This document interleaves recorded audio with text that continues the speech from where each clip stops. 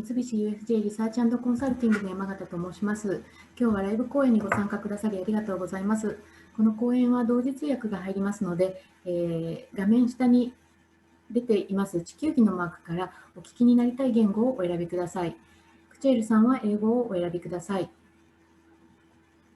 では、ヤロスラブ・クチェールさんをご紹介いたします。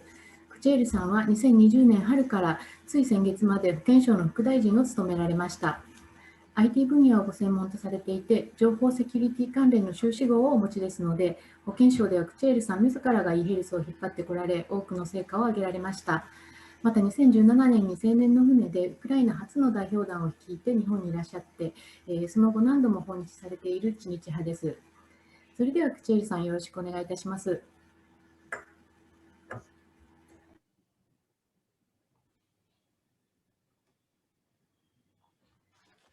Konnichiwa. It's a big pleasure to me to take part in this JICA webinar.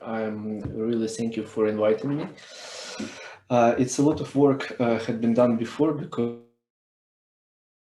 in the ministry at the period of COVID pandemic, and for now we finished a lot of things regarding to e-health, such as electronic digital certificates of vaccination and other stuff that can be used by our citizens. Right now in the e-health system, I will show you a small presentation about what is it, how it works. We have more than 31 million of people that are using the system. We use it in every hospital. So we try to interchange the data, we store a lot of data, and we develop it very, very fast with our services that we have in Ukraine. So the main idea of this e-health service, if you want to receive a payment from the government by medical services, you need to join e-health. I mean, you need to join if you are a hospital, if you are a clinic, and other stuff. For the citizens, of course, they can use a lot of things to manage their personal data there, and they can use a lot of things to make an appointments and other stuff. So I would like to ask to allow me to share the screen. Yes, I see it's possible. And I will start with the presentation.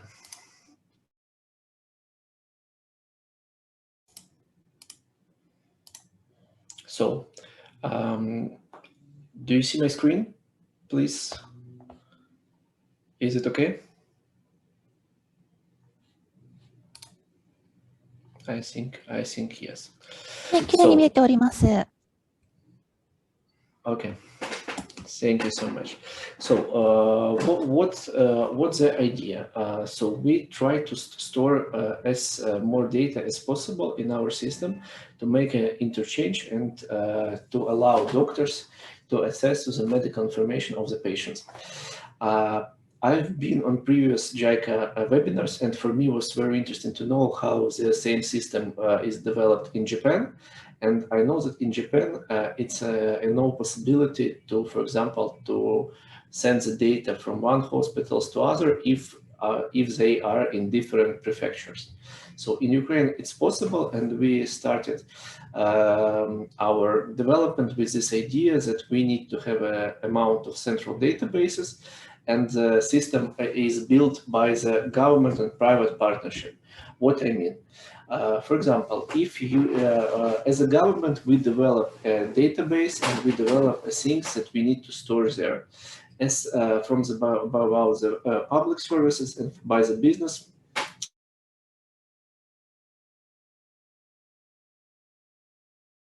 software that can be chosen by the hospital. It's an open market. If, for example, hospital needs to connect to e-health, they need to choose a medical information system. Right now on the market, we have 41 companies who are currently developing this medical information system. They need to have a basic functionality to work with our services. And of course, they have their personal and different options.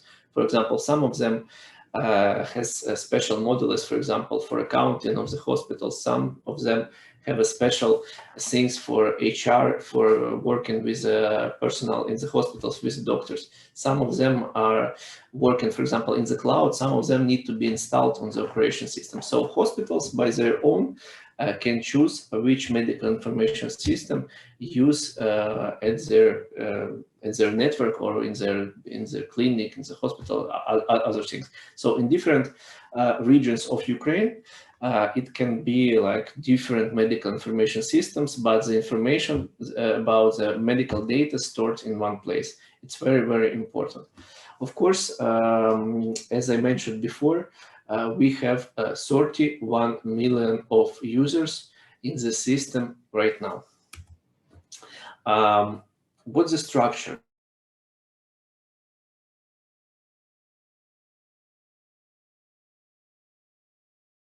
But the main database is held by the Ministry of Health, and the owner of the e-Health system in Ukraine is National Health Service of Ukraine. It's an organization who actually makes all the sends all the payments to the hospitals. Ministry of Health of Ukraine, it's of course it's on the top, and NHSU, it's our organization which works with us and buys all the documents, and according to the law, it's an owner of e-Health. Also, we have a state enterprise company which is currently controlled by the Ministry of Health of Ukraine, and it was in my part of work. It's called e-Здоров'я. e-Zdrowie in Ukrainian translation means exactly the same as e-Health, and they are administrator of the central database. And they, if for example some new stuff is development, they develop all the technical details, specifications, API, and other things. So, for example, if any company from, let's imagine, from Japan wanted to start to work on the medical market, medical information system market in Ukraine, first that they need to do is to contact the organization called e-Zdrowie. They have all technical specifications, they have all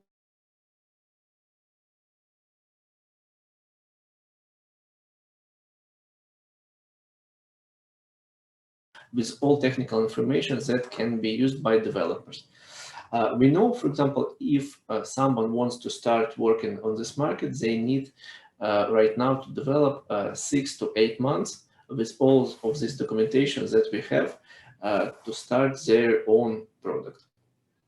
So it's a huge system, it's a huge market. A lot of things is possible to do there because you work with the medical data, and I think right now we have we are quite succeed of developing our system. Of course, a lot of things needs to be done, but I will talk about a little bit later. What's idea? Why we need to use it? First of all, e-Health is about transparency in the healthcare and funding. We try to calculate how exactly our medical system, how much money we need to work with it, how much money we need to develop, and what we actually have. Because our idea is to store in e-Health as much data as we can. For example, all information about treatments, all information about medical stuff, all information about our doctor's license.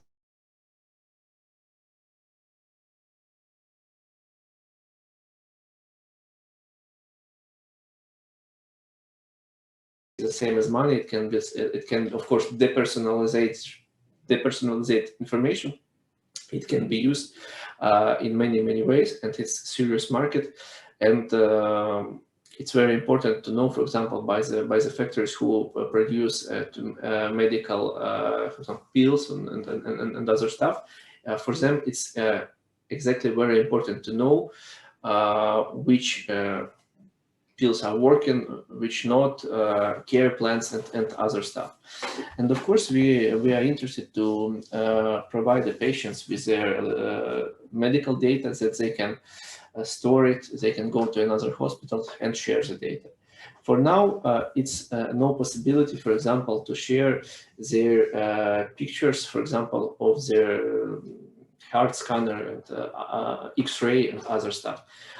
We started a conception of working about that idea because for us it's also important to store this data in eHealth, to use artificial intelligence to see maybe I'm totally think that it will be more faster and it will be more useful.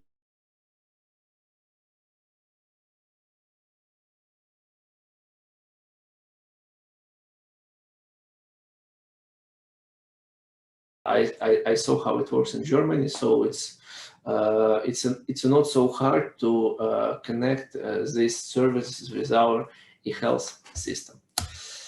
So what has been done with my team, and of course with people who started development a couple of years ago, we have all the registry of our patients. So if you receive a medical treatment by the non-private and sometimes private hospitals, you definitely will be registered in the eHealth. It's very easy. You just need to sign the declaration with your home doctor. It's been signed right now. It was previously in a paper, but right now you can do it with your mobile phone and make a verification with SMS code. We start on the first stage with the electronic medical card and make a small medical records about the treatment, about other stuff, about the patients. We have electronic prescriptions, but right now we have electronic prescription only for the treatment, which is covered by the government program called Dostupni Liki. In Ukrainian, if I try to translate, it means, for example, if you receive some treatment for free by the government, we have a list of these pills. You will get electronic prescriptions only in eHealth. And we started to work with electronic prescriptions with insulins, with treatment, and we started to work with all the stuff which is connected to narcotics and special pills for mental diseases. So for now, and of course we have all the technical documentations, and we are on the stage. We was on the stage of finding a developer of electronic prescription for all medical things in Ukraine. I mean for everything, for antibiotics and for other stuff, because I'm pretty sure that we have in Ukraine problems that, for example, people can buy antibiotics in a pharmacy without any prescriptions. They can eat it, like example, for breakfast, for their lunch and other things, and not so many people thinking about resistability and other stuff that is dangerous by this treatment. So also for now, we started electronic sick leaves, and it's a really revolutionary thing, because if you're sick, you do not need to sign any additional work and to receive coverage of your salary from the government. So everything stored in eHealth, everything sent where they need to be sent, everything sent to your company where you work, and no paper things and no bureaucracy. And of course, I think that in a year we should look how much money we save for our country. I think it will be millions and millions of dollars, because sick leaves in paper, they can be like, it was a lot of things that they cannot be checked, and of course we had a lot of fraud with this thing. So right now for the country, it's a really good service. So about some things about technologies that we use. The main component is had been built with Elixir. I think our technical specialists know what is this. It's not so popular thing. It's hard to find the developers on the market. And my idea was to open all technical documentation, to invite as much companies as we could for open the market for new developers. Of course, we use Postgres, we use MongoDB, we use is new, but for developers, they know what is this. It's not something like building a spaceship and other stuff. But of course, we store a lot of data. We seriously think about information security. And for us, it's important to communicate, to start a cooperation with other countries where also e-health systems are developed. And of course, for me, as a personal, my idea, of course, I wanted to continue cooperation with Japanese companies, because I know that here in Kiev, it's a community of IT specialists from Japan. I especially cooperate with embassy in some ways, and of course, JICA was and will be in the future, I think, also our big friend and the big partner of the Ministry of Health, because we have a lot of ideas what to do together and how to start our cooperation more with Ukraine and Japan. A couple of years ago, we had a year of Japan and Ukraine, so I know it was really a successful story. So our plans, it's a technical things. I will start from the last. Maybe you know that in Ukraine we have application called DIA. We have it in our smartphones. There you can, we are one of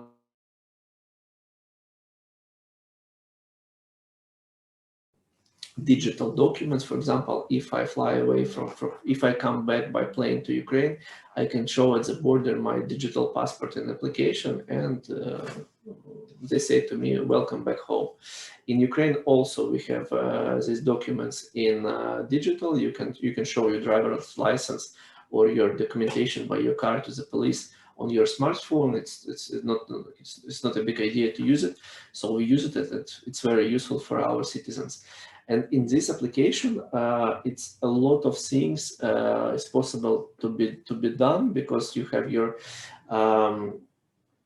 full information there. You can sign documents with DIA, and of course, we are thinking how to make integration e-health and DIA. Some of our ideas to the future is we start first think about our waiting list for the vaccination. For example, if person want to be vaccinated, they can tap a couple of buttons in this application, choose a place where they wanted to get their vaccine, and when the vaccine is sent to this place and available, this person might receive a message or the call from this vaccination point.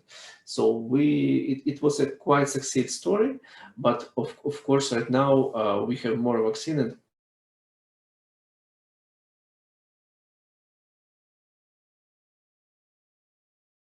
we started a vaccination campaign, for example, on big exhibition halls and stadiums and other stuff.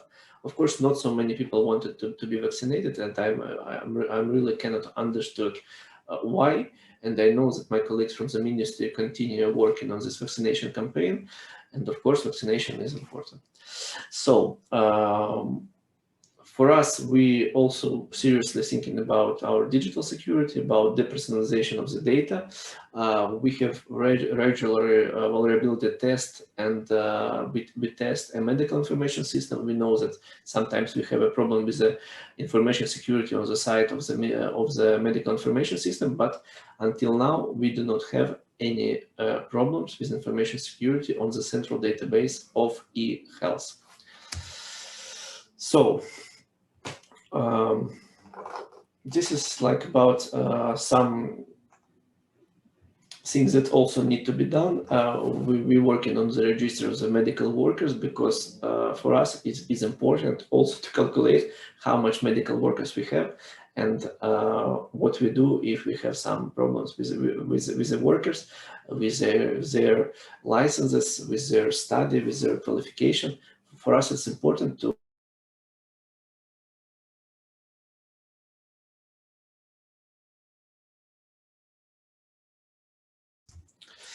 And a couple of words about partners. Of course, we work with USAID, we work with Deloitte, with the Global Foundation, with the British Embassy, the German Embassy, with Canadian Embassy. We have a foundation called 100% Life.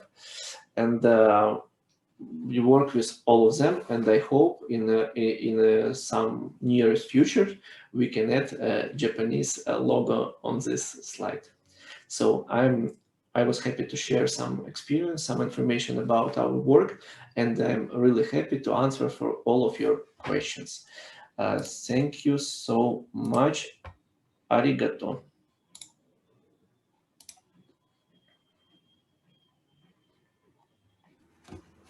はい、口入さんどうもありがとうございました。それではこれより質疑応答の時間とさせていただきます。いくつか視聴者の皆様からご質問をいただいています。英語でのご質問がありますので、切り替えて読み上げさせていただきます。The first question, how much this system covers? Is it including pregnancy, disabilities, long-term care like linkage with welfare services? Should I continue or do you like to answer one by one? Receive treatment with a disability, or you receive treatment with pregnancy, of course, information stored in the system. If we talk about sick leaves and all coverage that according to this electronic sick leaves, of course, everything is covered by the system and information stored there. If I correctly understood your question.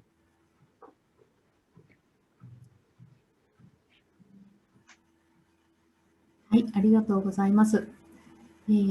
それでは2つ目のご質問に参ります。You mentioned the mental diseases. Is it well recognized and have good accessibility? Thank you for this question. It's an interesting question. Of course, about, as you know, for example, I will start with maybe easiest things, but easiest in my understanding, but maybe not easiest for the country. For example, you know that we have a serious war and a conflict on our eastern side with Russia. We have a lot of soldiers with mental diseases after this war. And some of them received a serious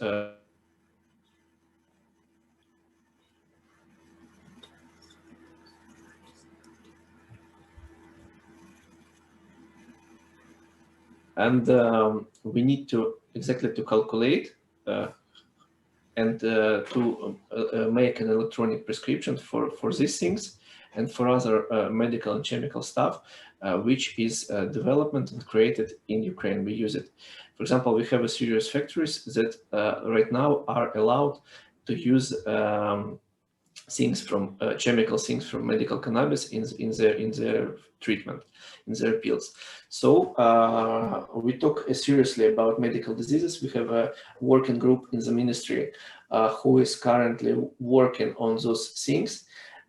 And of course, in case of medical diseases, it's a very important data, and it's very important to store this data very secure. So in our technology, in our I just thinking how to say it in English more rightly. In our architecture, things about with, for example, AIDS, with mental diseases and other stuff like this are stored very separately, and there is no possibility to mention the personal data of the things. So as an administrator, we cannot see this information. It can be allowed only by the doctor with SMS verification by the patient.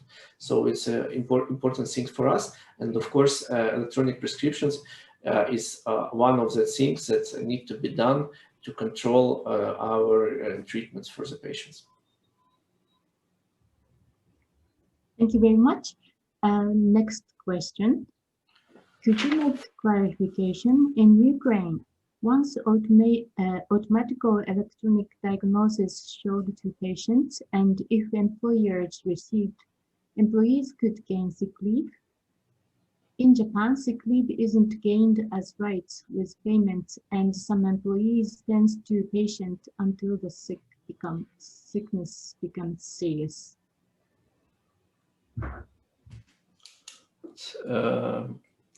But excuse me, what the question is exactly? Okay, I repeat. Could you make clarification? In Ukraine, once automatic electronic diagnosis showed to patients, and if employers received, then could employees gain sick leave?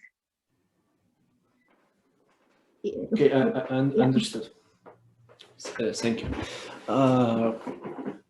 Automatic diagnostic is not possible. On the first time, if you need to get your sick leave, you need to visit a doctor. In the part of pandemic, like 7 months ago, it was a possibility to open it in a paper by just to call to your doctor. But of course, we received a lot of fraud, and it can be opened only in a COVID case. But right now, if you need to open your sick leave, you need to visit a doctor. If, for example, in our care plan, for example, you have something easy like, I don't know, maybe fever, and we understood that your fever must cancel in like if you do the treatment right, it might be canceled in the 5 or 6 days. You just can call to your doctor, and it will be, and your sick leave will automatically cancel, and information will be automatically sent it where it needs to be sent. So no automatic diagnostics here. I mentioned before that we are interested to work with companies that work with PECs. No, PECs is a format, and we are interested to analyze this data and to make automatic diagnostics in this case. It's not connected to a sick leaves.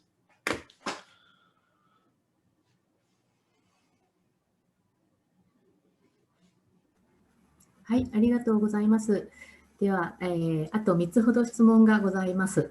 次の質問は、ウクライナはポータルアプリの DIA が有名ですが、今後 DIA を活用した e-Health サービスは考えられるのでしょうか。もし具体的な構想をご存知でしたら聞きたいです。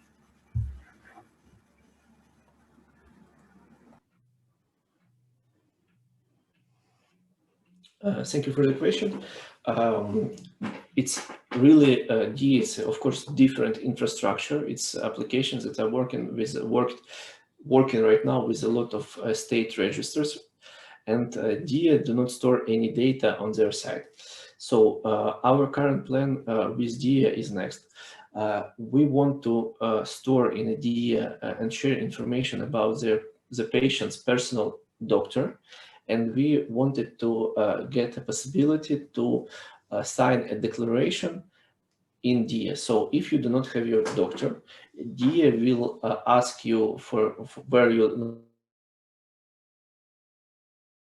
ask you if you want to get a doctor in the city. And if you have available doctors with no declaration, because you cannot sign a declaration with any doctor you want, because they have also amount of patients that they can physically work with.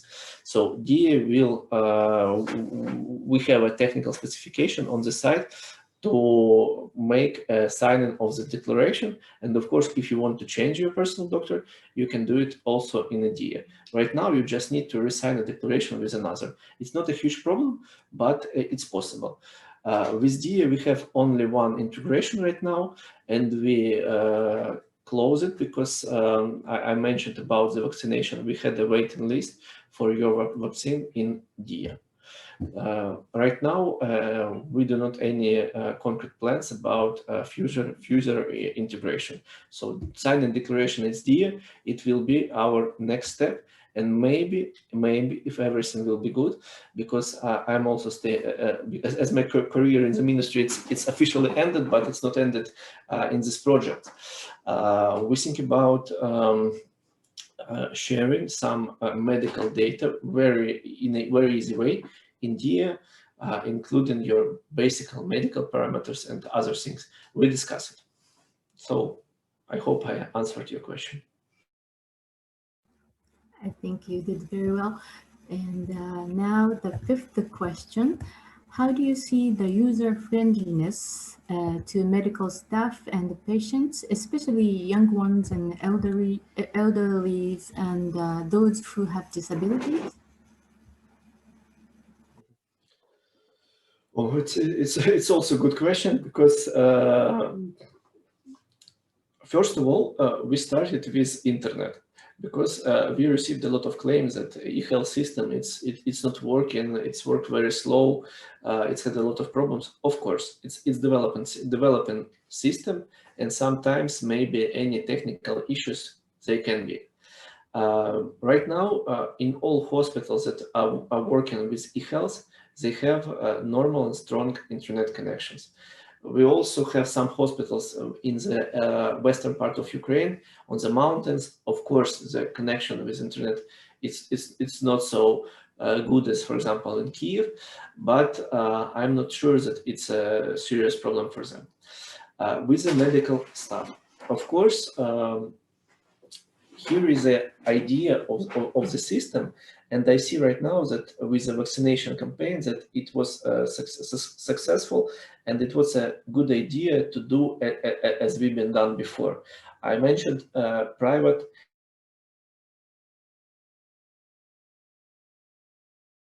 When we started the project with the sick leaves, we had a special application where you need to make a electronic sick list. And for the doctors, they need to learn to use another application, and there was no interoperability. So they need to sign this big document in electronic form again. So information about first name, last name, age, weight, basic medical parameters, they need to put it in the system again, because it was not connected to eHealth. Right now, if we develop any new stuff, any new thing, they use the same application that they used before. So they are learning every day, and they have no way not to learn it. I have the same problems with the young people, and with, of course, with the young people, it's easier. And of course, we have a lot of doctors that are, and some of them are not using a computer still right now, but they are very famous, they are very professional, and they work with their hands, for example, in surgery. But in any clinic, in any hospitals, they have a lower medical staff. They use that application, and there is no problem to use it. And for example, if something is added, we have Academy of a National Health Service. We have some webinars. We have support from the medical information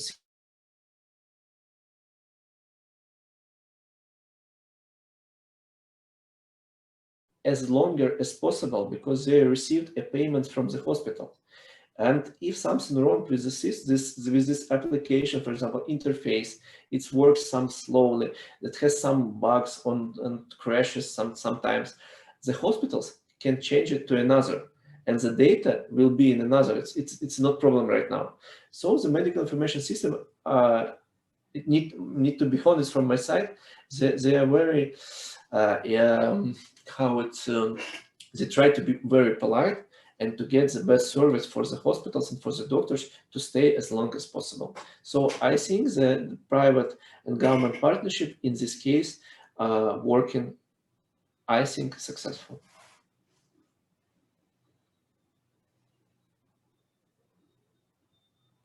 Okay, thank you very much.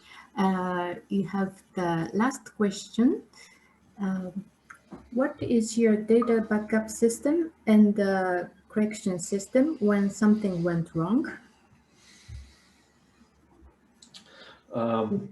We started, we built personal cloud in the data center. So in Ukraine, we have a few data centers that are currently built, and it's a private data center.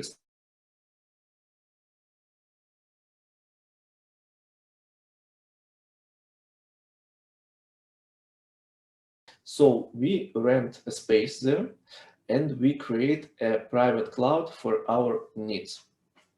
Also, we have a backup data center in other place, in other location, where we back up the data. Our main technical problem last year, exactly at August, was that we do not have enough of resources, and I mean not money, I mean hardware. For example, we had problems with the hard disks, with the space, and with the processors, because the system started growing. We collect a lot of data, and we need to reconfigure our storages. So the system works very slowly. But in this way, and we know it, for example, if you are a doctor, you have problems with connecting to the central database. It's encrypted and stored on the side of the medical information system in some cases. And after, when a connection is restored, it will be automatically sent. Of course, it's in a best version and in a best version of our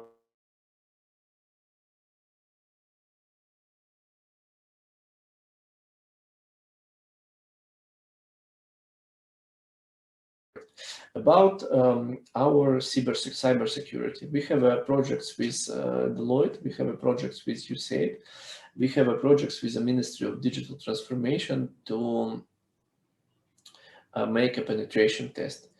Of course, in this modern world, I think anything might be hacked, anything might be stolen, but we try to use modern technologies, and we have a special team that are working on defending this system.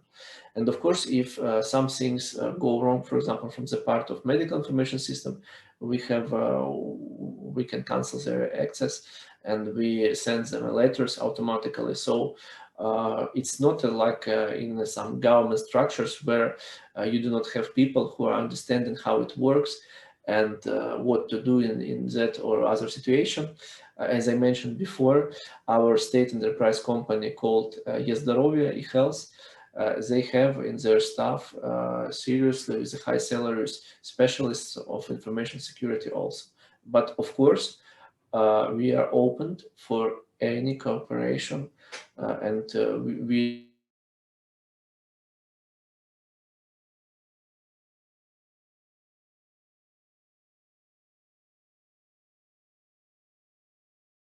it's very important in our world.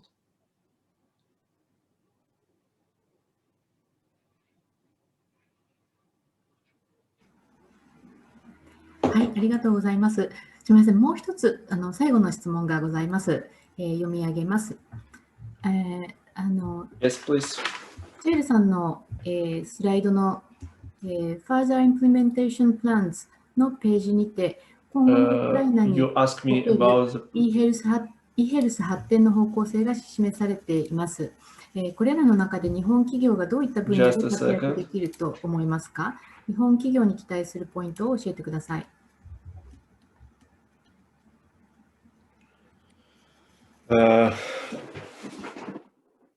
First of all, I just want to send you a message. It's the right time to start thinking about Ukrainian market of medical information systems. It's a very right time, because it's easier to start as a year on the 2 years before, because now technical documentation, information staff, programmers, it's everything available in Ukraine. You know that in Ukraine, it's a lot of outsourcing companies who work on markets.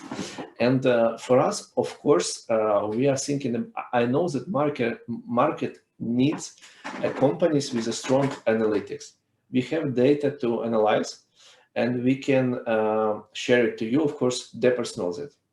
It's possible. Second one, for us is very important to integrate new technologies such as artificial intelligence, I mentioned before, with e-health.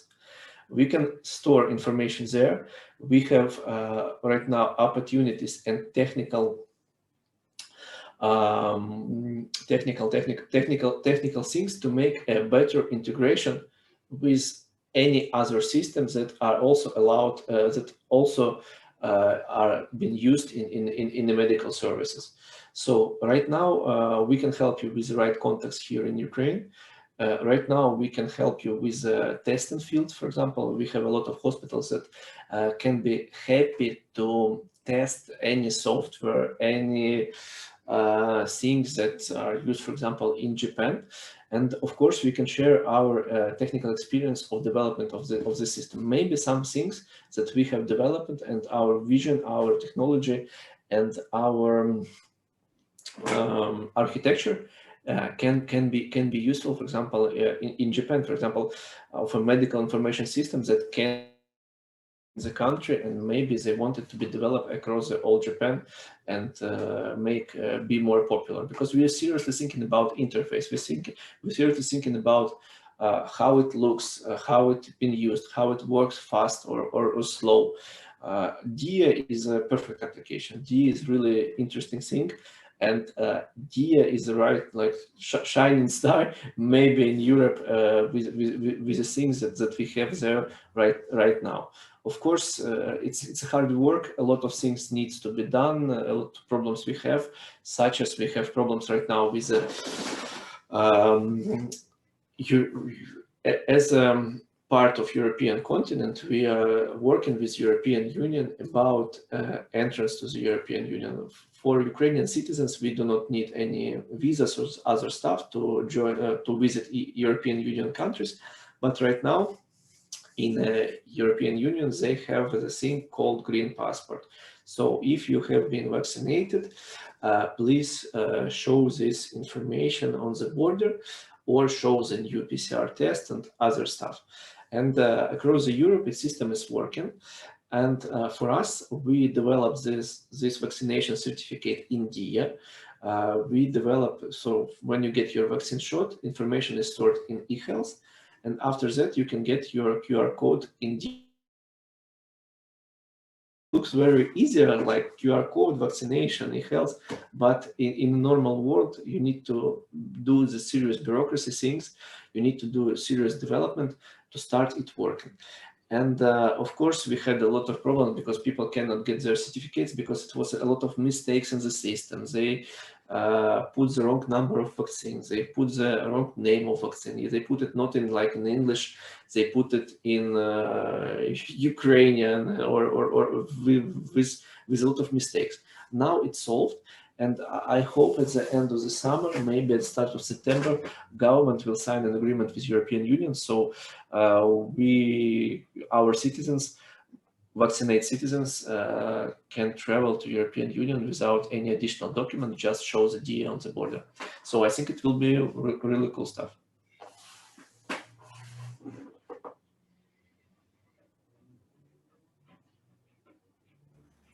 はい、クチェルさん、最後の質問がもう一つあります。非常に皆様のご関心が高く、最後の質問を読み上げさせていただきます。クチェルさんは、今後どのフィールドでご活躍される予定でしょうか。今後も日本と関わるご予定はありますか。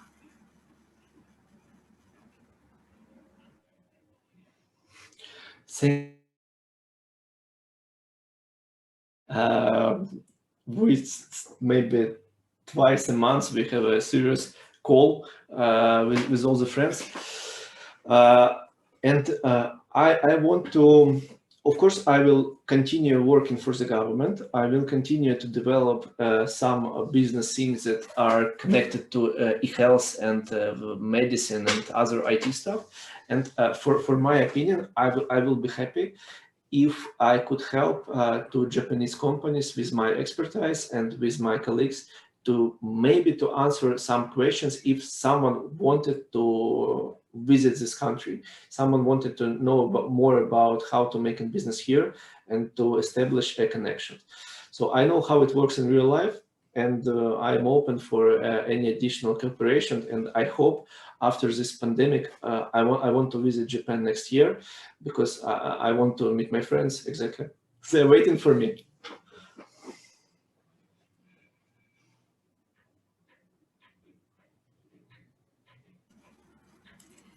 はい、クチェルさん、非常に、日本の e-Health、デジタルヘルスにも大変示唆のあるプレゼンテーションをありがとうございました。本日は多くの皆様からたくさんのご質問いただいて関心の高さを感じました。ぜひ今後も日本とのコラボレーションにですねご活躍いただければと思います。今日は大変ありがとうございました。ありがとう。Thank you. さようなら。ありがとう。